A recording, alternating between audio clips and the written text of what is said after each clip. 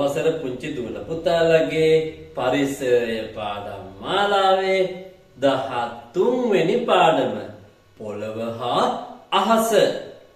පොළව හා අහස කියන පාඩමෙන් තමයි මම දැන් ප්‍රශ්න අහන්න සූදානම් වෙන්නේ.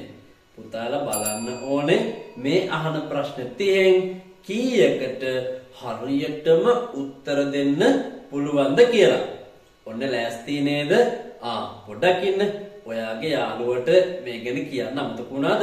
ටක් ගාලා යාළුවට කියලා එයාවත් මේ ප්‍රශ්න වැඩසටහනට එකතු කරගමු නේද? පරිසර ඉස්කෝලේ channel එකේ link එක ඉක්මනින්ම යාළුවට share කරලා ප්‍රශ්න වැඩසටහනත් එක්ක අපි එකතු වෙමු. හරි නේද? පළවෙනි ප්‍රශ්නය. පොළොවෙන් මතුවෙන ජලය හඳුන්වනු ලබන්නේ. පොළොවෙන් මතුවෙන ජලය හඳුන්වනු ලබන්නේ 1. මිරිදිය ලෙසය, 2.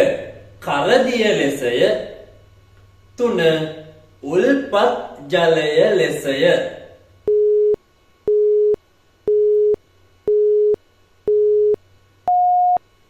උත්තරේ අංක 3 උල්පත් ජලය ලෙසය. මිරිදිය කියලා කියන්නේ ගොඩ බිම ගංගා ඇලදොලවල ගලාගෙන යන ජලය. කරදිය ජලය කියලා කියන්නේ මුහුදු ජලයට. ප්‍රශ්න අංක 2. උල්කා යනුවෙන් හැඳින්වන්නේ මොනවාද? උල්කා යනුවෙන් හැඳින්වෙන්නේ මොනවාද? 1. වලාකුළු, 2. ගල් කැට බොරළු වැනි අභ්‍යවකාශමය ද්‍රව්‍ය, 3. අභ්‍යවකාශ යානා.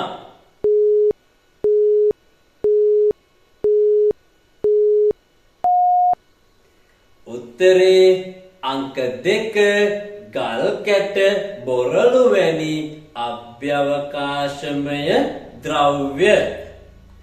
ප්‍රශ්න අංක 3. හිරු එළියෙන් අපට ලැබෙන ප්‍රයෝජනයක් නොවන්නේ.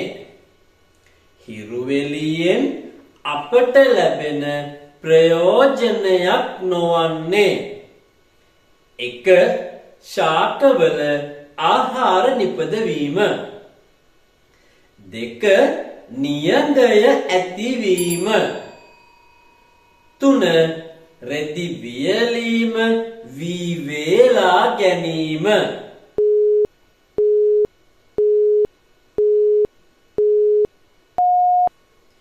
උත්තරේ අංක 2 නියඟය ඇතිවීම. නියඟය කියලා කියන්නේ හිරු වලින් ලැබෙන ප්‍රයෝජනයක් නම් නෙවෙයි. ප්‍රශ්න අංක 4. වැසි සහිත දිනක රාත්‍රී අහසේ දැකිය හැක්කේ මින් කුමක්ද?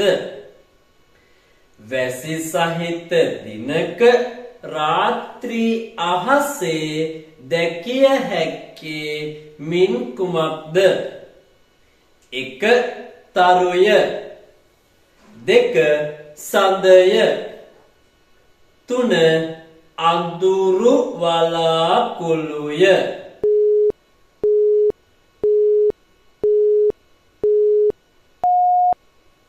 උත්තරේ අංක 3 අඳුරු වලාකුළුය. වැසි සහිත දිනකදී රාත්‍රී අහසේ හඳ තරු දැක ගන්න ලැබෙන්නේ නැහැ. ඒ හැම එකක්ම අඳුරු වලාකුළු වලින් වැහිලා ගිහිල්ලා තමයි තියෙන්නේ. ප්‍රශ්න අංක 5. වැස්ස නිසා අපිට අත්වන වාසියක් නොවන්නේ. වැස්ස නිසා අපිට අත්වන වාසියක් නොවන්නේ 1. ගොවිතැන් කටයුතු වලට අවශ්‍ය ජලය ලැබීම, 2.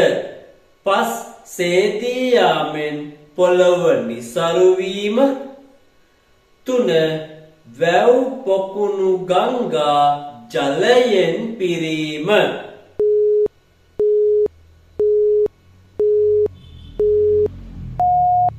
උත්තරේ අංක 2 පස්සේදී යාමෙන් පොළව නිසරු වීම පස්සේදී යාම ජලයෙන් අපිට ලැබෙන ප්‍රයෝජනයක් නෙවෙයි පුතාලා දැන් ප්‍රශ්න 5කට උත්තර දුන්නා නේද පරිසරයේ ඉස්කෝලේ channel එක subscribe කරන්න අමතක වුණා නම් ඉක්මනින්ම subscribe කරලා අපි 6 වෙනි ප්‍රශ්නෙත් එක්ක එකතු වෙමු ලෑස්ති නේද ප්‍රශ්න අංක 6 පාංශු කාදනය වීමට පහත කුමන ක්‍රියාවක් බලපායිද පාංශු කාදනය වීමට පහත කුමන ක්‍රියාවක් බලපායිද 1 ගස් කැපීම 2 කාණු කැපීම 3 ගල් වැටි බැඳීම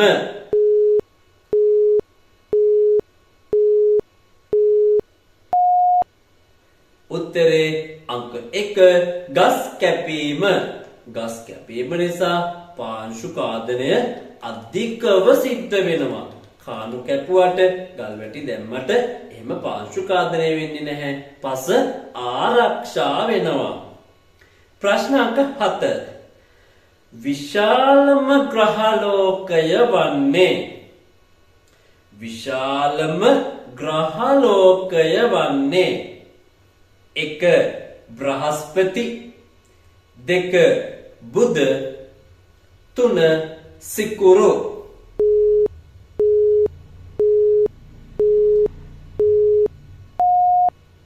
උත්තරේ අංක 1 බ්‍රහස්පති අපේ සෞර ග්‍රහ මණ්ඩලයේ විශාලතම ග්‍රහලෝකය බ්‍රහස්පති ප්‍රශ්න අංක 8 විවිධ මානව අවශ්‍යතා නිසා භූමියේ වෙනස්කම් සිදු කරන ලද අවස්ථාවක් නොවන්නේ මින් කුමක්ද විවිධ මානව අවශ්‍යතා නිසා භූමියේ වෙනස්කම් සිදු කරන ලද අවස්ථාවක් නොවන්නේ මින් කුමක්ද 1 පිට්ටනියක් ඉදිකිරීම 2 ගොඩනැගිල්ලක් ඉදිකිරීම 3 ගොඩනැගිල්ලක තීන්ත ආලේප කිරීම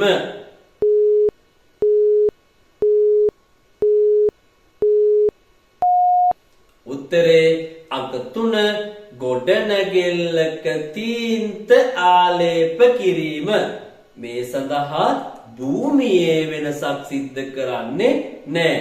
හැබැයි පිට්ටනියක් හදන්න නම් තනිතලා විදියට භූමිය වෙනස් කරගන්න ඕනේ. ගොඩනැගිල්ලක් හදන්න නම් ගොඩනැගිල්ලට ගැලපෙන විදියට භූමිය වෙනස් කරගන්න ඕනේ. ප්‍රශ්න අංක 9. වැස්සක් ළඟ එන බව හඳුනාගත හැකි සත්ව හැසිරීමක් වන්නේ වැස්සක් ළඟ එන බව හඳුනාගත හැකි සත්ව හැසිරීමක් වන්නේ 1 මෙරුවන් ඉගිලී යාම 2 බලලුන් කෑ ගැසීම 3 බල්ලන් බිරීම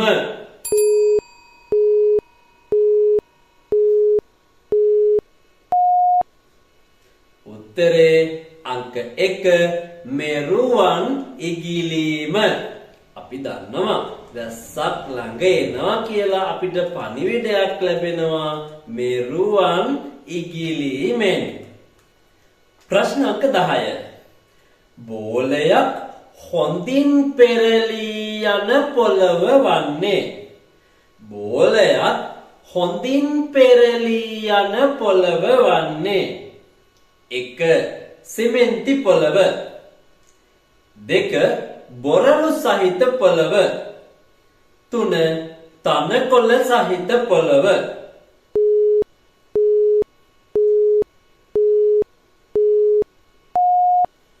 උත්තරේ අංක 1 සිමෙන්ති පොළව.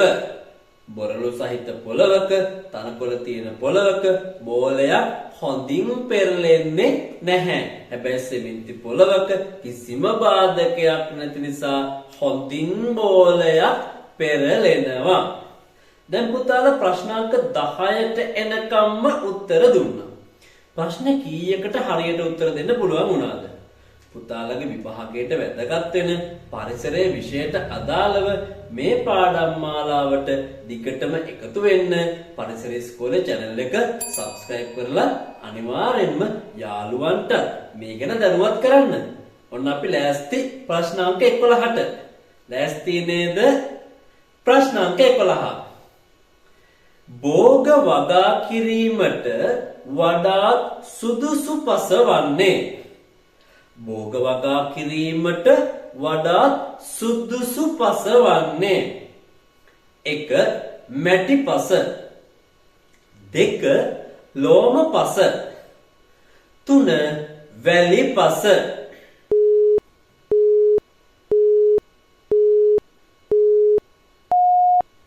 උත්තරේ අංක 2 ලෝම පස. මැටි පස, වැලි පස භෝග වගාවට ගොඩක් ගැලපෙන්නේ නැති භූමි කොටසක්.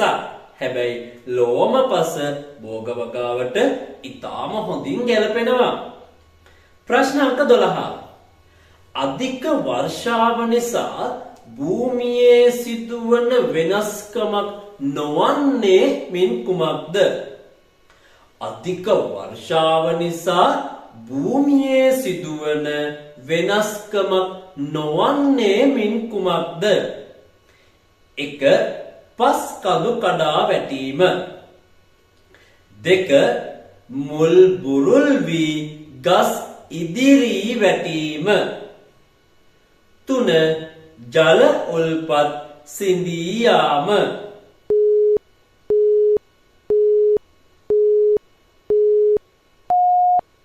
උත්තරේ අංක 3 ජල උල්පත් සිඳී යාම.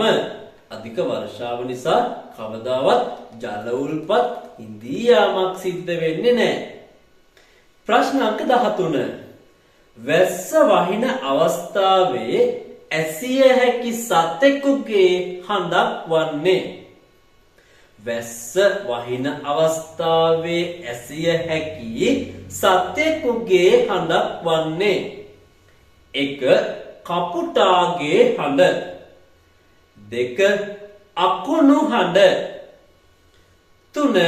ගෙම්බාගේ හඬ.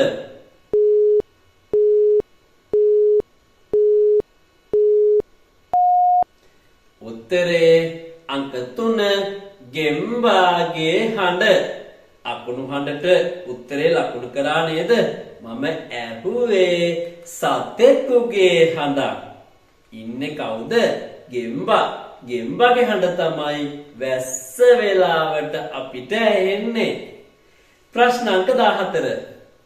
සුළඟ හමන දිශාව හඳුනාගත නොහැක්කේ මින් කවර අවස්ථාවකදීද?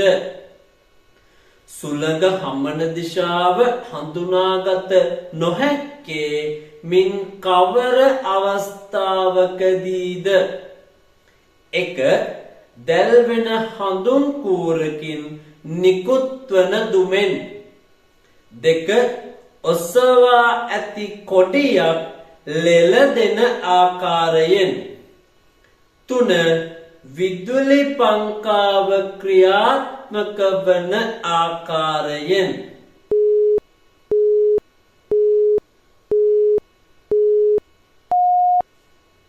උත්තරේ අංක 3 විදුලි පංකාව ක්‍රියාත්මක වන ආකාරයෙන්. විදුලි පංකාවෙන් අපිට හුළඟ හමන දිශාව හොයන්න බෑ. හැබැයි හඳුන් කූරකින් පිටවෙන දුම ගලාගෙන යන දිශාවෙන්, කොඩියක් ලෙලදෙන දිශාවෙන් හුළඟ හමන දිශාව අපිට හොයාගන්න පුළුවන්. ප්‍රශ්න අංක 15. දේ දුන්නේ වර්ණ හඳුනා ගැනීමට කළ හැකි ක්‍රියාකාරකමක් නොවන්නේ. දේතුන්නක වර්ණ හඳුනා ගැනීමට කළ හැකි ක්‍රියාකාරකමක් නොවන්නේ 1. හිරු එළියට සබන් බෝල යැවීම 2. ජල බඳුනකට විදුලි පන්දමක් ඇල්ලීම 3. ජල බඳුනකට කැඩපතක් දමා හිරු එළිය පරාවර්තනය කිරීම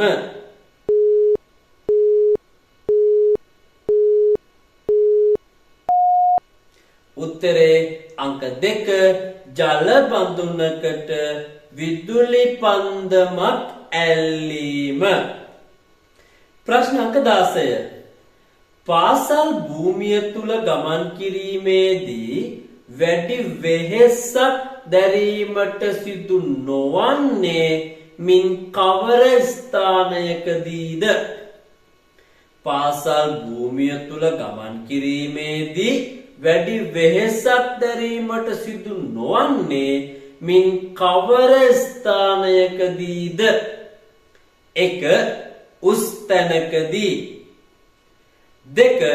වැලි සහිත තැනකදී 3. තැනිතලා තැනකදී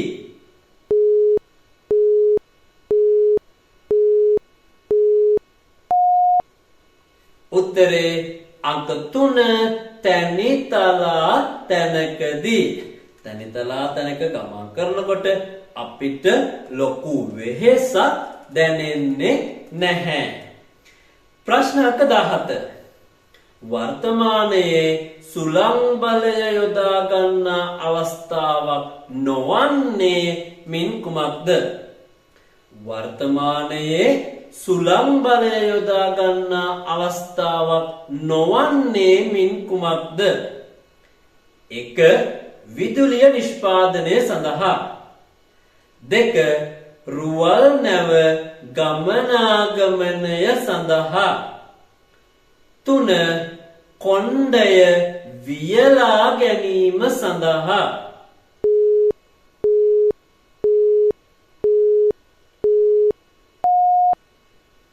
උත්තරේ අංක 1 විදුලිය නිෂ්පාදනය සඳහා ප්‍රශ්න අංක 18 පොළොවේ දැකිය හැකි ස්වභාවික පිහිටීමක් නොවන්නේ පොළොවේ දැකිය හැකි ස්වභාවික පිහිටීමක් නොවන්නේ 1. ගංගා 2. තැනිතලා බිම් 3. වැව්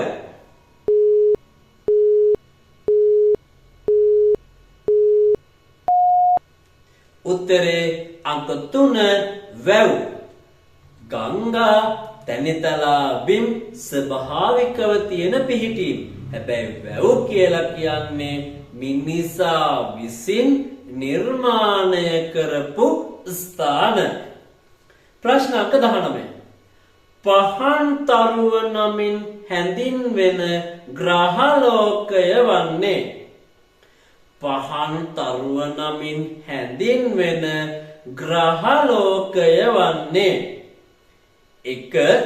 බුධ 2. සිකුරු 3.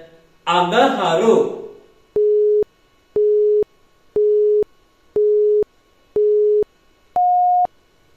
උත්තරේ අංක 2 සිකුරු අපේ සෞරග්‍රහ මණ්ඩලයේ තියෙන ග්‍රහලෝක වලින් සිකුරු ග්‍රහයට අපි පහන් තරුව කියලා කියනවා ප්‍රශ්න අංක 20 සුළඟේ පාවී යන බීජයක් නොවන්නේ සුළඟේ පාවී යන බීජයක් නොවන්නේ 1.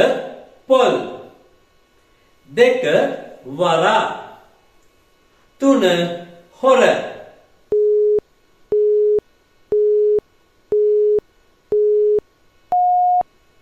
උත්තරේ අංක 1 පොල් පොල් කියන්නේ හුළඟ මගින් ව්‍යාප්ත වන බීජයක් නෙවෙයි. හැබැයි වරා හොර මෙන්න මේ බීජ සුළඟ මගින් ව්‍යාප්ත වෙනවා. පුතා දැන් ප්‍රශ්න 20කට උත්තර කිව්වා නේද? පරිසර ඉස්කෝලේ channel එක මම හිතනවා පුතාලට ගොඩක් වැදගත් වෙයි කියලා. ඉතින් මේ වගේ ප්‍රශ්න වැඩසටහන් ගොඩක් තියෙනවා පුතාලට උත්තර දෙන්න. ඒ නිසා පරිසර ඉස්කෝලේ channel එක subscribe කරන්න අමතක වුණා නම් ඉක්මනින්ම subscribe කරලා තියාගන්න. අපි යමු ප්‍රශ්න අංක 21ට. සුළඟ නිසා මිනිසාට ඇති ප්‍රයෝජනයක් වන්නේ මින් කුමක්ද? සුළඟ නිසා මිනිසාට ඇති ප්‍රයෝජනයක් වන්නේ මින් කුමක්ද? 1. වියලී ගිය අතු නිවෙස් වලට කඩා වැටීම. 2. බීජ ව්‍යාප්තිය සිදුවීම. 3. වහලවල් සුළඟට ගසාගෙන යාම.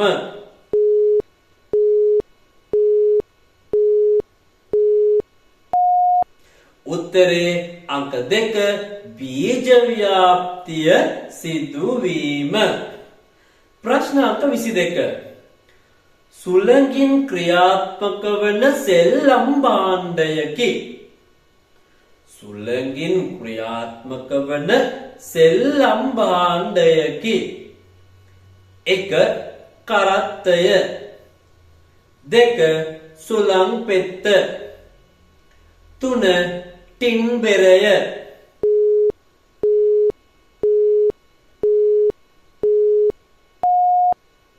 උත්තරේ අංක 2 සුළං පෙත්ත. ප්‍රශ්න අංක 23. යම් පුද්ගලයෙකුට දේදුන්නක් දර්ශනය විය හැක්කේ පහත සඳහන් කුමන අවස්ථාවේදීද? යම් පුද්ගලයෙකුට දේදුන්නක් දර්ශනය විය හැක්කේ පහත සඳහන් කුමන අවස්ථාවේදීද? 1. අකුණු සමග අධික වර්ෂාව ඇති විටය. 2. හිරු එළිය සමග යාන්තමින් වර්ෂාව ඇති විටය. 3. අධික වර්ෂාව සමග සුළඟ ඇති විටය.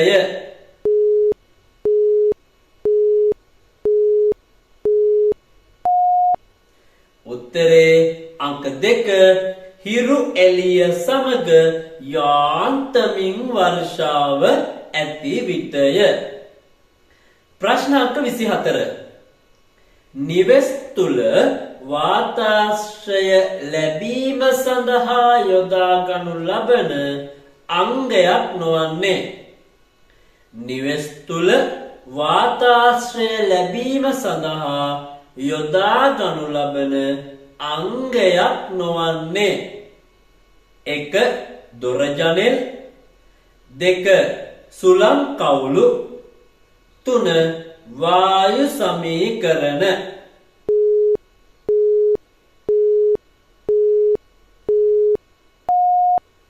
උත්තරේ අංක 3 වායු සමීකරණ. දොර ජනෙල් උලං කවුළු නිවසට වාතාශ්‍රය ලබා ගන්න සකස් කරපු අංග. ප්‍රශ්න අංක 25. පාසල් පරිසරය පිරිසිදුව හා ප්‍රියමනාපව පවත්වා ගැනීම සඳහා කළ හැකි ක්‍රියාකාරකමක් වන්නේ මින් කුමක්ද? පාසල් පරිසරය පිරිසිදුව හා ප්‍රියමනාපව පවත්වා ගැනීම සඳහා කළ හැකි ක්‍රියාකාරකමක් වන්නේ මින් කුමක්ද? 1. පොලිතීන් තැන තැන දැමීම. 2. පන්ති කාමරයේ බිත්ති පුරා විෂය කරුණු ලිවීම. 3. දෛනිකව අතුගා වල් පැලෑටි ගැලවීම.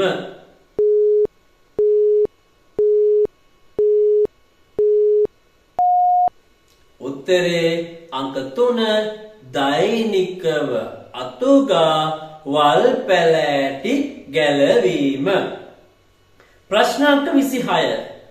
හොඳින් හිරු පායා ඇති දිනක දැකිය නොහැකි දෙයක් වන්නේ. හොඳින් හිරු පායා ඇති දිනක දැකිය නොහැකි දෙයක් වන්නේ. 1. අවට වටපිටාව හොඳින් පෙනීම. 2. මිනිසුන් එදිනෙදා කටයුතු හොඳින් ඉටු කර ගැනීම. 3. පරිසරය අඳුර ස්වභාවයක් ගැනීම.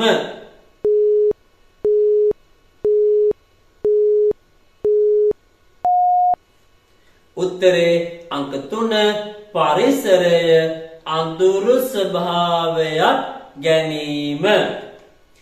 අපි යමු ප්‍රශ්න අංක 27ට. ලෑස්ති නේද? මිනිසා විසින් භූමිය වෙනස් කළ අවස්ථාවකි. මිනිසා විසින් භූමිය වෙනස් කළ අවස්ථාවකි. 1. කඳු බෑවුම්. 2. ගංගා ඇල දොළ. 3. පිට්ටනිය.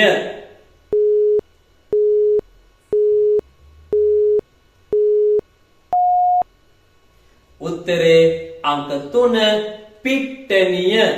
පිට්ටනිය සකස් කරන්නේ මිනිසා විසින් භූමිය වෙනස් කරලා. හැබැයි කඳු බෑවුම් ගංගා ඇලදොල මිනිසා සකස් කරන ස්ථාන නෙවෙයි. ප්‍රශ්න අංක 28. අකුණු හා වැසි වැඩිපුරම ලැබෙන්නේ කුමන මාසයේද? අකුණු හා වැසි වැඩිපුරම ලැබෙන්නේ කුමන මාසයේද? 1. ජනවාරි. 2. දෙසැම්බර්. 3. අප්‍රේල්.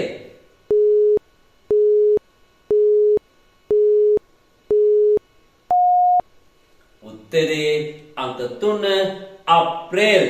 අප්‍රේල් මාසෙට අධික අකුණු තියෙනවා. අපි මහා අකුණු කියලා කියන්නේ. ප්‍රශ්න අංක 29. දේදුන්නක ඇති වර්ණ ගණන වන්නේ. දේදුන්නක ඇති වර්ණ ගණන වන්නේ. 1. 6කි. 2. 7කි. 3. 8කි.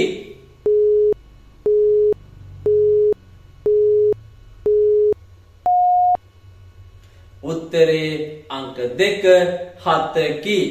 දේදුන්නේ වර්ණ 7යි. රතු, තැඹිලි, කහ, කොළ, නිල්, ඉන්දිගෝ, දම්. ප්‍රශ්න අංක 30. පූර්ණ චන්ද්‍රයා අහසේ දැකිය හැකි වන්නේ. පූර්ණ චන්ද්‍රයා අහසේ දැකිය හැකි වන්නේ. 1. පුර අටවක දිනයේදීය. 2. පුර පසළොස්වක දිනයේදීය. 3. අමාවක පොහොය දිනයේදීය.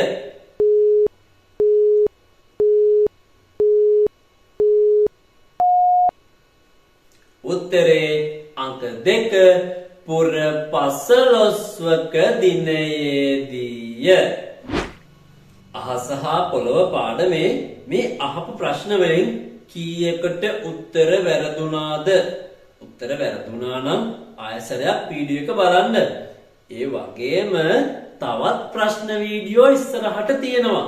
පුතාලා උත්සාහ කරන්න හරියටම මේ ප්‍රශ්න වලට උත්තර දීලා පරිසරය දැනුම වැඩි කරගන්න.